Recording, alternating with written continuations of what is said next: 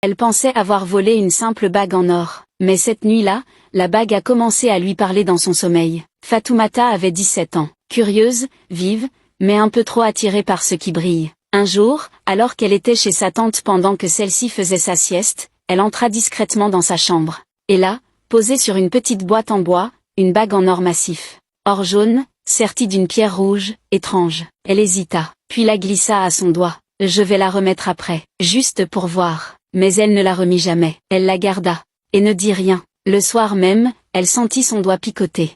Le lendemain, il avait enflé. La bague ne bougeait plus. Elle tira, rien. En une semaine, son doigt était devenu violet, puis noir. Les douleurs étaient insupportables. Elle ne pouvait plus dormir. Mais, elle avait trop honte de dire la vérité. Alors, elle mentit. Un soir, alors que tout le monde dormait, elle se leva en hurlant. Elle disait que quelqu'un lui parlait dans sa tête, que la bague brûlait, qu'elle la suppliait de la rendre. Sa mère appela un marabout. Et ce dernier, dès qu'il vit la bague, blêmit. Cette bague n'est pas un bijou, c'est une prison. Mais ce qu'il allait révéler ensuite, allait terrifier toute la famille.